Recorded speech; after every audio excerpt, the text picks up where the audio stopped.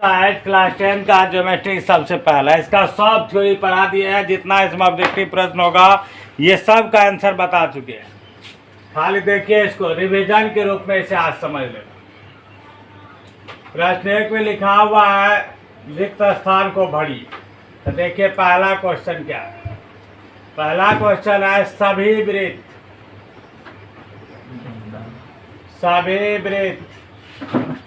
Dash होते हैं, यहाँ डैश है, डैश होते हैं। तो इस डैश में क्या भरा जाएगा? तो याद रखेंगे सभी वृत्त समरूप होते हैं। इस डैश में क्या भरेंगे? समरूप। सभी वृत्त समरूप होते हैं, समरूप, सिमिलर होते हैं। 1 नंबर इसका ऑब्जेक्टिव क्लियर हो। अब देखिए दूसरा ऑब्जेक्टिव इसमें है सभी वर्ग होते हैं। सभी वर्ग होते हैं, सभी वर्ग डैश होते हैं। तो इसमें भी है सभी वर्ग क्या होगा? समरूप होते हैं, समरूप होते हैं। इस डैश में क्या भराएगा? समरूप भरा जाएगा। इस डैश में समरूप। कंडीशन याद रहे, इसी में लिखा रहता है सभी वृत्त डैश होते हैं यदि त्रिज्या समान हो, तब समरूप नहीं होता डैश में, तब होता सर्वांग सम। यहाँ भी याद है सभी वर्ग होते हैं, कंडीशन लिख दे यदि उसकी भुजा समान हो, तब समरूप नहीं, सर्वांग सम। नेक्स्ट तीसरा क्वेश्चन देखिए, सभी डैश त्रिभुज समरूप होते हैं। यहाँ लिखा हुआ है समरूप दे दिया गया, लेकिन त्रिभुज को चुनना। सभी डैश त्रिभुज, डैश त्रिभुज समरूप होते हैं। तो इस डैश में इस बार क्या भरा जाएगा? तो याद रखेंगे समबाहु त्रिभुज। ये सभी डैश, तो इस डैश में क्या भरा जाएगा? समबाहु त्रिभुज। तो अब तो फिल इन द ब्लैंक्स हटा हुआ है, मल्टीपल चॉइस में ही ऐसा क्वेश्चन रहेगा। त्रिभुज की समान संख्या वाले और आगे भुजाओं की समान संख्या वाले बहुभुज के रूप का चर्चा। यहाँ बहुभुज से रिलेटेड क्वेश्चन है। तो बहुभुज के, त्रिभुज के या चतुर्भुज, जिसे बताए थे समरूप होने के शर्त। तो याद रहे दोनों शर्त हमेशा। नंबर 1 शर्त, संगत कोण बराबर होना चाहिए और संगत भुजाएं अनुपातिक होना चाहिए। तो इसमें लिखा है भुजाओं की समान संख्या वाले दो बहुभुज समरूप होते हैं यदि 1 नंबर संगत कोण डैश हो। तो संगत कोण वाला में क्या लिखाएगा? 4 नंबर के प्रश्न में संगत कोण में क्या लिखेंगे? समान।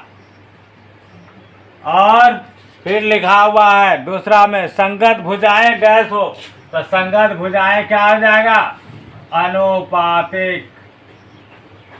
बस यही है इसका 1 नंबर में 4 ऑब्जेक्टिव टाइप क्वेश्चन। ये फिनिश। 2 नंबर में प्रश्न दिया है कि निम्नलिखित युग्मों में से 2 भिन्न भिन्न उदाहरण लिखना। उदाहरण दे रहा है। तो 1 नंबर का रहा है समरूप आकृति। तो 2 नंबर के प्रश्न में जो उदाहरण देना है वह है पहला समरूप आकृति। समरूप आकृति। तो समरूप आकृति में उदाहरण देना है तो 2 ठो, 1 ठो लिख देते हैं। 2 वृत्त, 2 समबाहु त्रिभुज। ढेरों अनगिनत आकृति है, 2 उदाहरण लिए। अब कहता है ऐसी आकृति जो समरूप नहीं है। तो ऐसी आकृति जो समरूप नहीं है, तो जो समरूप नहीं है वो इसका उदाहरण देना है। तो समरूप नहीं है तो यहाँ लिख देंगे त्रिभुज तथा वृत्त। ये समरूप नहीं है, फिर लिख देते हैं वर्ग तथा वृत्त, ये दोनों क्या है, समरूप आकृति नहीं है। नेक्स्ट 3 नंबर में प्रश्न में देखिए क्या इसमें कथन,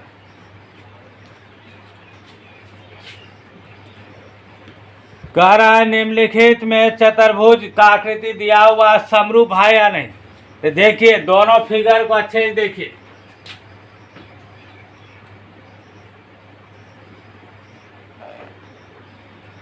वन 1.5 1.5 1.5 1.5।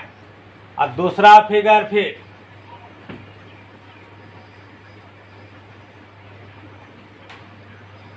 ये है 3 3 3 3।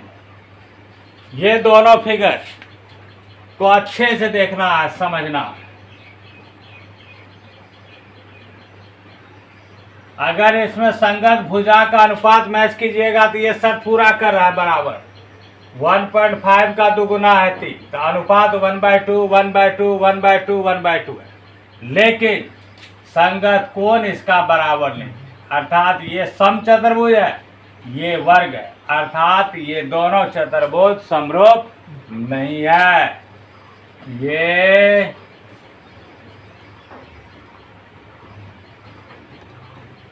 चतुर्भुज समरूप नहीं है, ये माइंड में सेट रखिए।